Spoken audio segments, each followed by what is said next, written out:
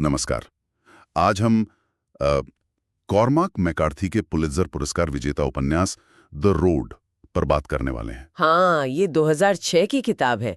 एक बहुत ही मार्मिक कहानी है। बिल्कुल, एक पिता और पुत्र की कहानी जो सब कुछ तबाह हो जाने के बाद एक बिल्कुल वीरान दुनिया में सफर कर रहे हैं। हाँ, और हमारे पास जो जानकारी है उसके हिसाब से आज हम इस कहानी के मुख्य पॉइंट्स, किरदारों और जो इसके गहरे विषय हैं उन्हें समझने की कोशिश करेंगे। हाँ, मतलब ये कहानी सिर्फ एक एडवेंचर या सर्वाइवल की नहीं है। ये प्यार, अस्तित्व और नैतिक हिम्मत की भी है, वो भी एक ऐसी दुनिया में जो पूरी तरह तबाह हो चुकी है। सही कहा। और हमारा मकसद यही है कि कहानी के जो सबसे अहम पहलू है, जैसे वो निराशा से भरा माहौल, बाप बेटे का वो गहरा रिश्ता और खासकर वो आग जलाए रखने का जो विचार है, हाँ, कैरिंग द फायर, हाँ उस पर रोशनी डालें। बिल्कुल। तो चलिए उस दुनिया में उतरते हैं। राख ही राख है, खामोशी है, दुनिया एकदम ग्रे है, ठंडी। सब कुछ राख से ढका हुआ, लगभग सब कुछ खत्म हो चुका है। और ये पिता पुत्र दक्षिण की तरफ जा रहे हैं, शायद थोड़ी गर्मी, थोड़ी सुरक्षा की तलाश में। पिता की सेहत ठीक नहीं है, वो बीमार है, उसे खांसी में खून भी आता है। लेकिन वो ये बात बेटे से छुपाता है ना। हाँ, छुपाता है। और उनके पास वो पिस्तौल है जिसमें सिर्फ 2 गोलियां हैं। वो भी शायद सबसे बुरे वक्त के लिए, जरूरत पड़ने पर खुद को खत्म करने के लिए। ये शुरुआत से ही टेंशन सेट कर देता है। हाँ बिल्कुल।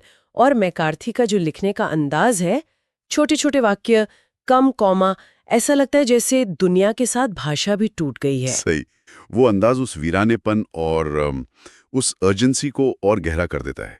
इस पूरी तबाही के बीच वो बाप बेटे का रिश्ता ही है जो मायने रखता है। हाँ, एक जगह लिखा भी है, एक दूसरे की पूरी दुनिया, मतलब उनका वजूद ही एक दूसरे के लिए है। वही रिश्ता उस ठंडी बेरंग दुनिया में अकेली गर्माहट है। लेकिन जिंदा रहना आसान नहीं है, बहुत खतरे हैं। हाँ, सड़क पर नरभक्षण के साफ संकेत मिलते हैं।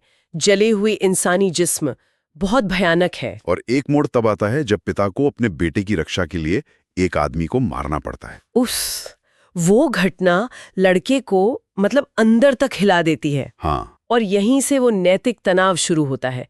पिता का वो कठोर यथार्थवाद जो जिंदा रहने के लिए जरूरी है, और बेटे की वो मासूम अच्छाई, उसके बीच का संघर्ष। और सवाल उठता है कि क्या अच्छा बने रहना मुमकिन भी है जब दुनिया खुद ही इतनी बुरी हो चुकी हो। हाँ, ये बड़ा सवाल है। पर इस अंधेरे में भी कभी कभी उम्मीद की किरणें दिखती हैं, जैसे वो छुपा हुआ बंकर उनको मिलता है। ओह हाँ, वो एक बड़ा राहत का पल होता है। खाने पीने का सामान, जरूरत की चीजें। बिल्कुल, एक छोटी सी जन्नत जैसा। और खास बात यह है कि लड़का चाहता है कि वो उसमें से कुछ सामान दूसरों के लिए छोड़ दे। हाँ, ये दिखाता है कि उसके अंदर की वो अच्छाई, वो आग अभी बुझी नहीं है। सही, पर ये राहतें बहुत कम हैं और छोटी हैं। जैसे वो एक घर के तहखाने में बंद कैदियों को देखते हैं, हाँ, जिन्हें शायद खाने के लिए रखा गया है, और वो वहां से डर के भागते हैं। वो पल याद दिलाता है कि खतरा हर मोड़ पर है, उनसे बचा नहीं जा सकता। एक और मुश्किल पल आता है जब उनका सारा सामान चोरी हो जाता है। हाँ, और पिता उस चोर को पकड़ लेता है और उसे सजा देता है, उसके सारे कपड़े उतरवाकर उसे ठंड में मरने के लिए छोड़ देता है। ये बहुत कठोर लगता है। बहुत ज्यादा। और यही लड़का वो सवाल पूछता है जो शायद पूरी कहानी का सार है। क्या हम अब भी अच्छे लोग हैं? Are we still the good guys?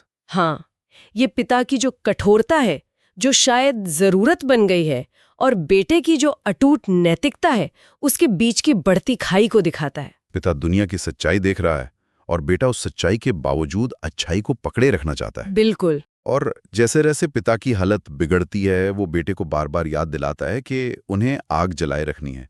Carrying the fire, ये क्या है असल में? ये सिर्फ कोई मुहावरा नहीं है, ये उपन्यास का सबसे शक्तिशाली प्रतीक है मेरे ख्याल से। हाँ, ये आग उम्मीद है, हाँ, लेकिन उससे भी ज्यादा ये इंसानियत है, दया है, सही और गलत की समझ है, जिसे इस तबाह दुनिया में भी बचाए रखना है। तो पिता ये जिम्मेदारी, ये बोझ बेटे को सौंप रहा है। हाँ, और जब लड़का पूछता है कि क्या ये आग असली है, तो पिता का जवाब बहुत अहम है।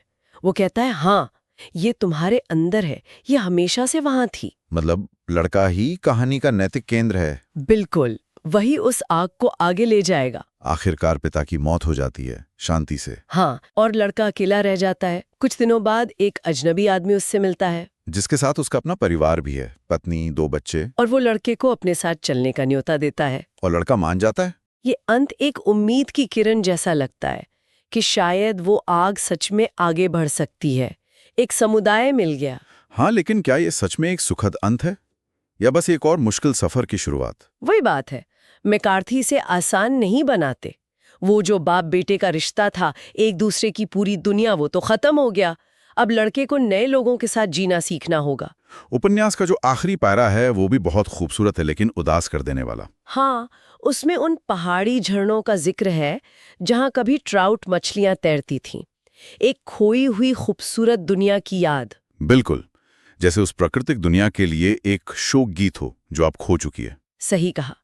तो आखिर में सवाल यही रह जाता है, जब बाहरी दुनिया पूरी तरह बिखर जाए, खत्म हो जाए, तो क्या इंसान के अंदर की वो अच्छाई, वो आग सच में जिंदा रह सकती है? क्या उसे एक पीढ़ी से दूसरी पीढ़ी तक पहुंचाना मुमकिन है या ये कोशिश ही बेकार है? शायद यही वो सवाल है जो द रोड हमारे लिए छोड़ जाती है, सोचने के लिए।